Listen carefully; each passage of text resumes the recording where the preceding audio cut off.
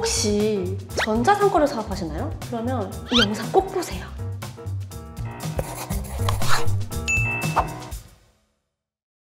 안녕하세요. 세무민 엑스퍼트 강유정 세무사입니다. 제가 지난 10년 동안 전자상거래 사업자분들을 만나면서 사업자분들이 가장 많이 실수하시는 부분들을 모아 책을 발간했습니다. 오늘 이 영상에서 간략하게 소개해드릴게요. 첫 번째, 플랫폼마다 매출을 신고하는 기준이 다릅니다. 예를 들어서 큐텐, 쇼피 같은 글로벌 마켓 같은 경우에는 수출 신고를 한 경우에는 수출 신고 필증에 선적일 기준으로 신고를 해야 하는데 그냥 정산된 입금 기준으로 신고하신 분들이 있었어요. 이런 경우에는 매출을 잘못 신고해서 가산세의 폭탄을 맞을 수가 있습니다. 그리고 쿠팡 같은 경우에는 판매자 쿠폰 할인이 있는데요. 요거는 이제 매출에서 차감해서 신고를 해야 되는데 예전에는 요거를 신고할 때마다 별도로 차감을 했었어야 됐어요. 지금은 쿠팡에서 매출 조회를 할 때 알아서 차감이 되거든요. 이것처럼 플랫폼마다 정책이 매번 다르고 신고하는 방법이 다릅니다. 근데 예전에 이거를 모르고 신고하셨던 분들은 오히려 매출을 더 많이 신고해서 부가세도 많이 내고 소득세도 더 많이 냈었던 거죠. 심지어 이걸 아직도 모르는 셀러분들도 있으실 겁니다.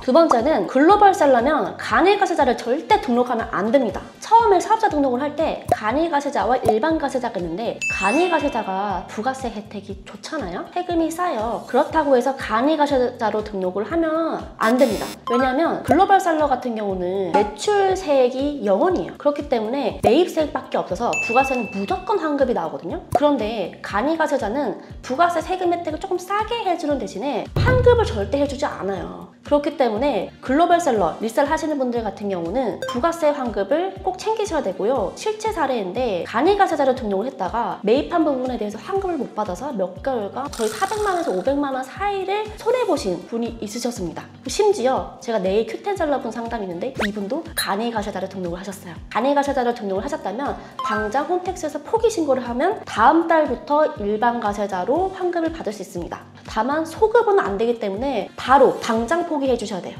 이거는 정말 꼭 절대 잊지 마세요. 세 번째, 전자상거래 하시는 분들이 가장 많이 물어보는 거, 비상조 사무실에 주소 내면 차압감면 100% 받을 수 있나요?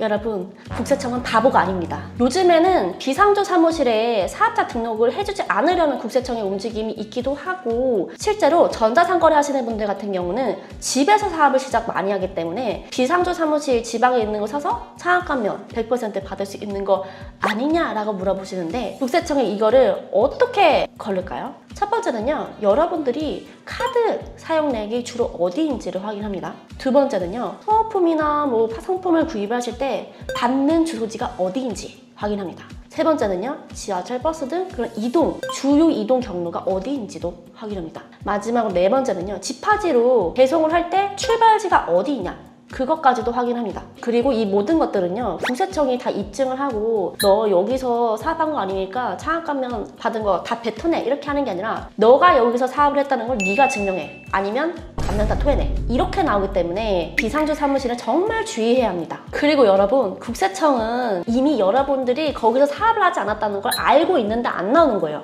왜 안 나오냐? 감면을 몇 년간 누적해서 받을 때까지 기다렸다가 한 방에 터트리려고 안 나오는 거예요. 그러니까 지금 당장 안 걸렸다고 차감면 받았다고 너무 좋아하지 마시고 이 부분 꼭 주의해주세요. 네 번째, 숨어있는 비용. 세무사라고 숨어있는 비용 다 알지 못해요. 저도 병원 매출 잡는 법도 모르고요, 병원 매출 비용 처리하는 법도 모릅니다. 가장 많이 누락하는 숨어있는 비용 첫 번째는요, 광고비입니다. 여러분, 홈택스에 카드 등록했다고 세무대리인이 다 보고 알아서 비용 처리할 수 있을 거라고 생각했죠? 아닙니다. 해외 플랫폼은 카드 내역이 조회되지가 않아요. 별도로 카드사에서 카드 이용 내역을 다운로드 받아서 별도로 장부에 반영해야 되는데 메타, 인스타 광고, 구글 광고 같은 경우에는 홈택스에서 조회되지 않기 때문에 이거 꼭 별도로 처리해야 돼요.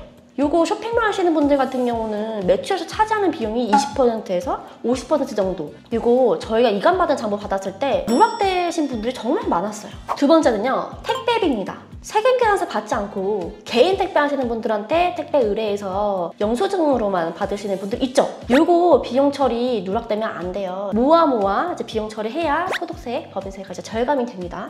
세 번째는 간이영수증, 장기예요. 이거 버리시는 분들 너무 많아요. 동대문에서 옷 떼울 때 간이영수증 우리 장기 받잖아요. 이거 절대 버리지 마시고 부가세 때는 비용 처리 안 되지만 소득세 때 비용 처리 되니까 꼭 누락하지 마시고요. 그리고 마지막으로는 플랫폼 수수료. 이거 정말 많이 누락합니다. 국내 플랫폼 같은 경우는 세금 계산서가 발행되잖아요. 그렇기 때문에 비용 처리하는데 크게 문제가 없거든요. 해외 플랫폼, 쇼피, 큐텐, 아마존 이런 데는 세무대리인이 별도로 이 플랫폼 수수료를 장부에 반영해야 돼요. 근데 이거 정말 모르시는 분들 정말 많아요. 쇼피만 해도 페이오니아 수수료, 쇼피 판매 수수료, 거래 수수료, 기타 수수료 요거를 별도로 반영해야 되고 페이오니아 수수료만 해도 0.9%가 있고 1.2%가 있고 각각 달라요. 그래서 요거 또 차지하는 비중이 굉장히 크니까 요거 누락되지 않게 주의하세요. 이렇게 전자상거래 사업하시는 분들을 위해서 간략하게 설명을 드렸는데 이 책을 이제 구매하실 분들, 이 영상을 보신 분들을 위해서 총정리 간략하게 또 말씀드릴게요. 첫 번째, 플랫폼마다 매출 신고하는 방법이 다르니 주의하기. 두 번째, 글로벌 셀러라면 일반 과세자로 등록하기. 세 번째, 비상주 사무실 창업가면 주의하기. 네 번째, 숨어있는 비용, 플랫폼 수수료, 광고비 등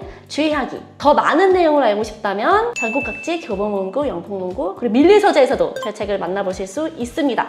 이 책을 구매하시는 분들 미리 감사드립니다. 절세하시고 사업 승승장구하세요. 그리고 이 책을 읽으면 정말 좋은 점이 한 가지가 있는데 100억 매출대로 가실 수 있습니다. 이 영상 도움되셨다면 구독과 좋아요 눌러주세요. 엑스퍼트 좋아요. 모르겠어. 어떻게 해야 잘 못하겠어. 지금까지 공짜로는 알 수 없는 절세 비법 전자상거래편 저자 강유정 세무사였습니다. 감사합니다.